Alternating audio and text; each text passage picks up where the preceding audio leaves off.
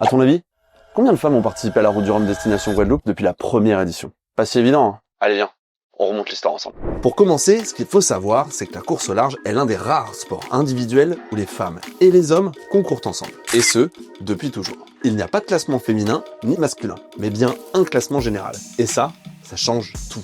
Pour la première édition en 1978, elles ne sont que 2 femmes à participer parmi 38 skippers. Aline Marchand et une certaine Florence Artaud. Benjamine de la course qui n'a alors que 21 ans. Audacieux, non? Elles terminent toutes les 2 la course, Florence se classe 11e et Aline 23e.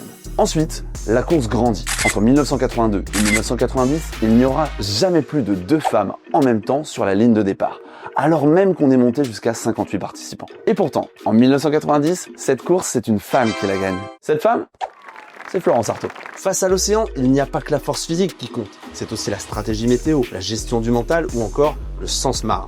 Lors de cette édition, les conditions météorologiques sont si violentes que seulement 11 bateaux sur 31 atteignent la Guadeloupe. Florence Artaud finira même sa course sans moyen de communication, sans aucun moyen de savoir où sont situés ses concurrents. Et pourtant, c'est bien elle qui termine la course en tête. Ça, c'est vraiment une histoire qui mérite d'être connue. Alors abonne-toi car on te la raconte dans un autre épisode.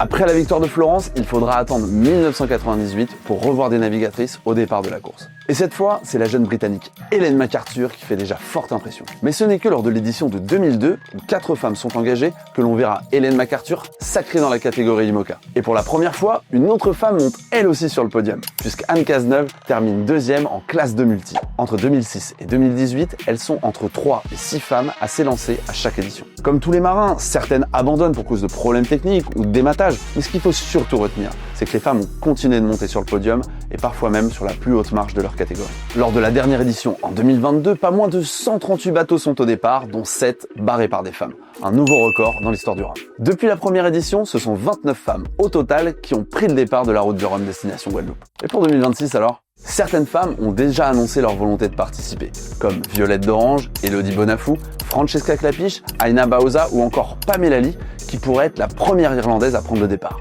Ce qu'on espère, c'est qu'elles seront encore plus nombreuses cette année à nous faire rêver.